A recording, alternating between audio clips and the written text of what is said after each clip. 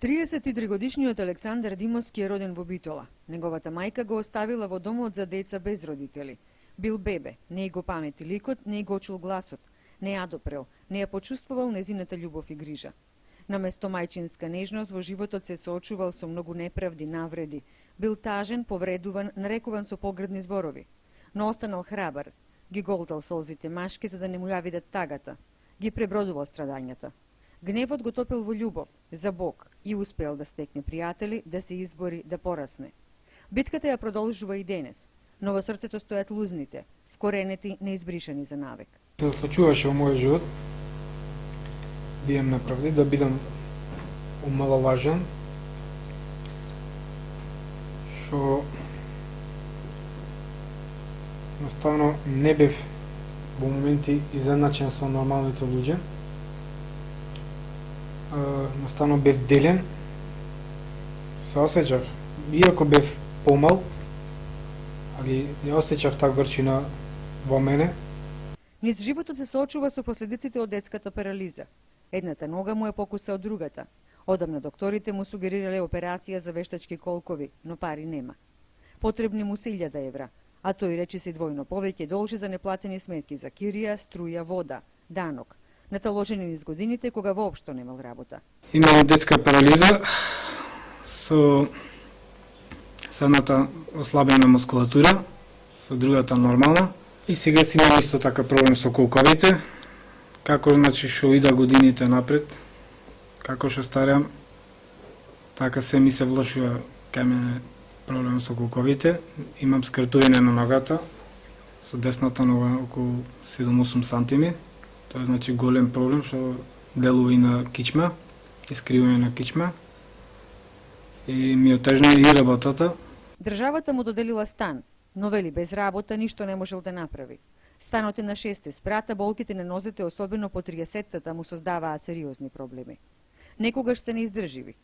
Барал помош од многу институции, да биде сместен во куќа на први спрат, да не треба да пешачи со напор, да добие некоја помош зашто и во празен стан не се живее, но вели попусто.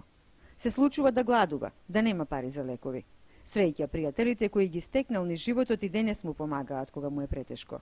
Се борев со мојот живот самио и јас кај да појдев да кажам, ајде ќе ти помоли Господ, ајде ќе ти помоли Господ. Значи се обраќав до многу институции. Одговорот беше, не знаеме, то Скопје, државата нема ништо кажано, не можеме доволно и тоа што го добити. Разочаран е и во Сдруженијето за деца без родители. Вели се обратил за помош, а наместо поддршка, разбирање и помош, добил негативен одговор. Имав потреба и барав јас да ми се помогне дел нешто, ако може тие како здружение да ми помогна. Тие не да стане воопшто да ми помогна. Јас во еден наврат се дојдов до разговор со председател на тоа здружение. Имав неколку прашања, поставив према него прашања, јас добив некои негативни одговори што мене стварно ме разочараа, пошто веќе спаѓам и јас во тоа здружение како дете без родител. Наставно некој негативен, невкусен одговор добив, што ми рекоа само гледај си во свој интерес, не барај за другите. И додека од Сдруженијето велат дека континуирано им се помага на членовите преку подобрување на законските регулативи и реализација на бројни проекти, Александар нема излез за своите проблеми. Работи во Прилепската печатница. Заработува месечно по 8.000 денари, со нив ги плаќа старите долгови, судски спорови. Му остануваат минимални средства со кои едва и може да купи храна. Троседот каде што спие е искинат. Столиците, плакарите се искршени. Фрижедерот е празен, но срцето негово е полно со љубов за луѓето. Верува во доброто, верува во човекот и апелира до сите родители да се грижат за своите деца, да им даруваат безгранична љубов. Тоа е и неговиот сон. Еден ден да има семејство и деца кои ќе ги обсипи со љубов, што не ја добил, зашто цело детство бил поттурнуван, навредуван, дискриминиран. Бил сирак, не по своја вина, не по свој избор, не по своја волја.